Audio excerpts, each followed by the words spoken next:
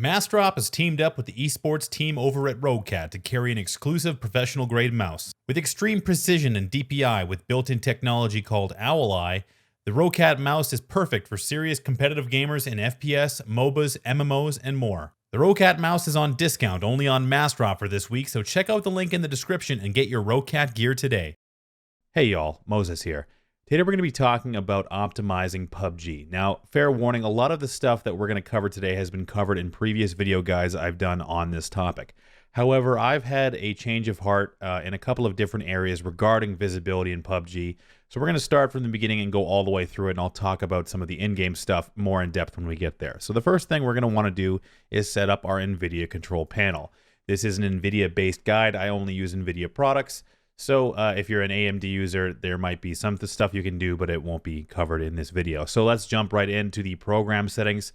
You'll find this under Manage 3D Settings in your Nvidia control panel. You want to get into this screen and then add PlayerUnknown's Battlegrounds as its own program. You can do that by going to the Add button and then finding your executable.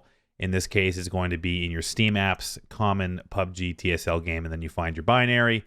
Find that TSL game right there. Blam, mine's already there. So as far as the way I have mine set up, I'll show you the settings that I use. Right now, maximum pre-rendered frames is set to 1. I believe that is the default setting for PUBG. I have my power management mode as prefer maximum performance and threaded optimization set to on. This is something that you're going to want to do to increase your frame rate. This option is actually the most important one out of all of them. Enabling this seems to drastically increase your FPS, so if you haven't done this already, I would really recommend doing that. Now, since I haven't done it and we talked about it on stream earlier, I'm also going to show you how to set up your digital vibrance.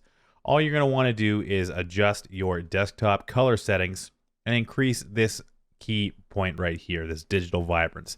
Now, this is going to be through all your games. This will occur not just in PUBG, but also in your other games. So all you're going to want to do is just increase this. I have mine set normally to about 75%.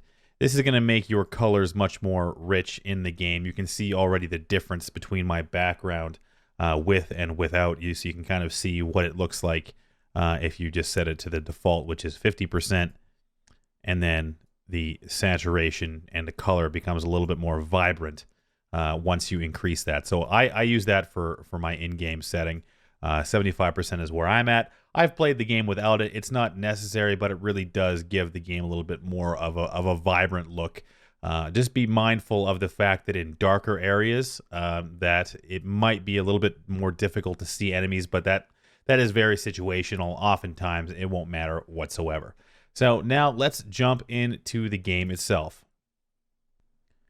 All right, so here we are in the game. Now, this is where we're going to want to do the next part of setup. So in your settings menu, I'm going to just jump in here really quick, and I'll go through these one by one and kind of talk about their performance impact. Now, playing in full screen is definitely the most efficient way to play as far as frame rate is concerned. If you play in windowed mode, you do lose some of the frame rate benefits of playing in full screen. It can sometimes feel fine to play in windowed full screen, but stuttering and stuff seems to be more prevalent in that mode, so I stick in full screen.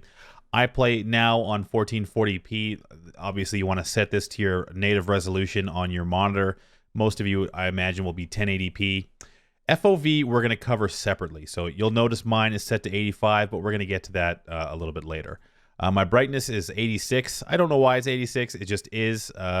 That's just, again, a setting you can play with on your own. Now we'll get into the meat and potatoes. Now, screen scale, again, this is an FPS affecting slider here. So if you want to have better frames, you can lower this. But I go for maximum sharpness, which means screen scale is going to be set to 120. 100, I believe, is the default. You can go lower, but I max mine out and I leave it at 120. Now, within this, there are a few notes of contention, specifically around anti-aliasing, either very low or ultra. I leave mine on high. I think having the sharper edges makes movement a little bit easier to spot.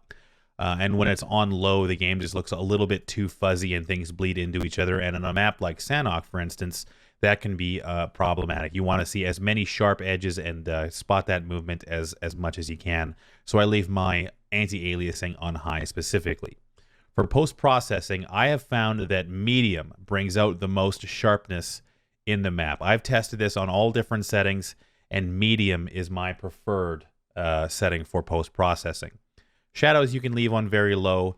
Textures, again, personal preference. You can go low for the extra frame rate, or ultra in my case if you want the game to look good, because, I mean, this will be your player model, other player models, your gun models. All this stuff will be affected by textures. Effects and foliage both on very low. This effects and foliage, I mean, you can make the game look a lot better, especially with effects on high, but I just keep this on very low. It's always been that setting, but you can experiment here as well if you like, but for me, this is my preference. View distance is on ultra.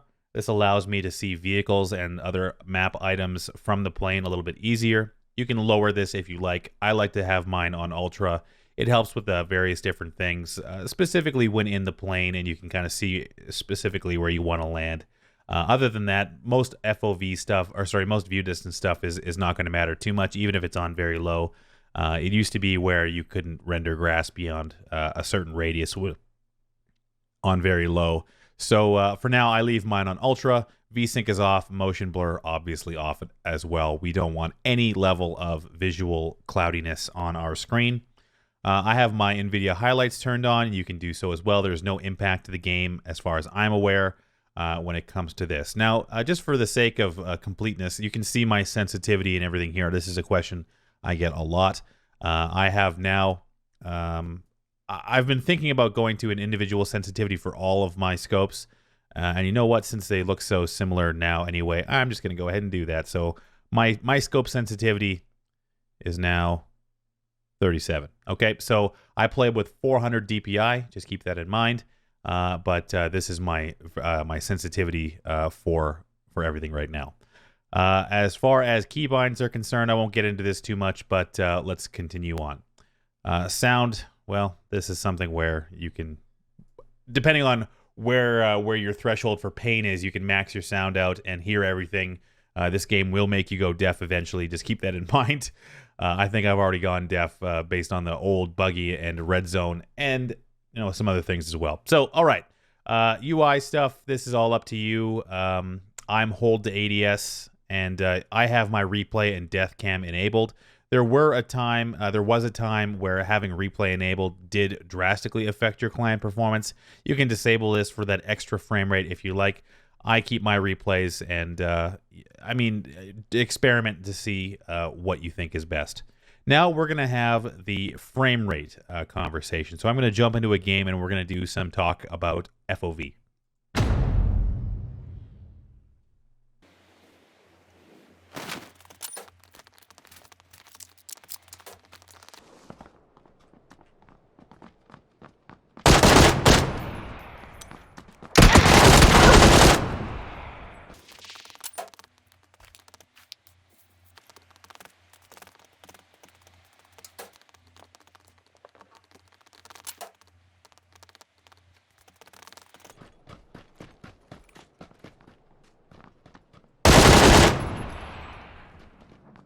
All right, so now that we've got that out of the way, we can talk a little bit about FOV. Now, I mentioned before that I used to play on 103 all the time, and I've since moved to 85. Right now, you're looking at 103. This is what it looks like. You can see wide angles on the screen. You can see all sorts of stuff.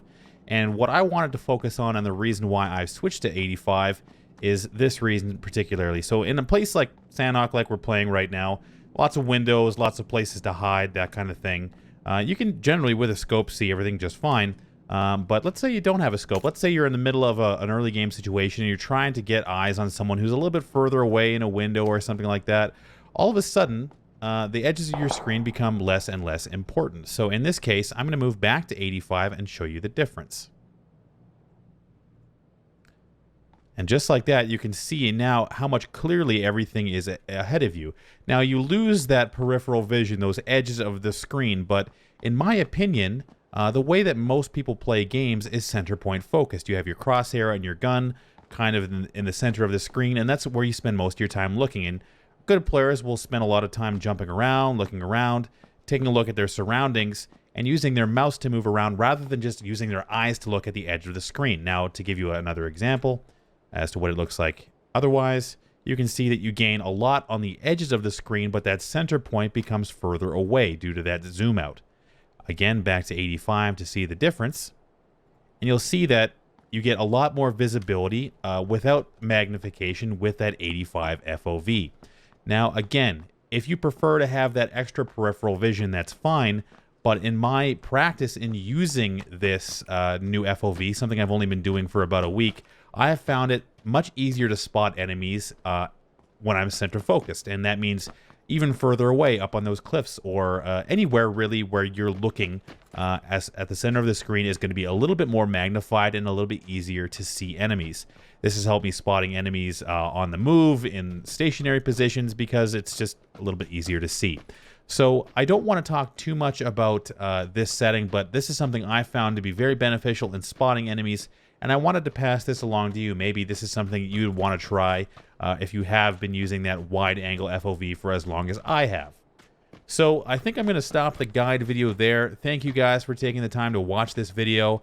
I have to run from this circle, so leave a like and a comment down below if you have any additional tips about setting your FOV or anything that you found to be useful in optimizing your game. You can follow me on Twitch at twitch.tv/wtfmoses and on Twitter at wtfmoses. Thank you guys for taking the time to watch this video, and until next time, I'll see you out there. Hopefully in the play zone.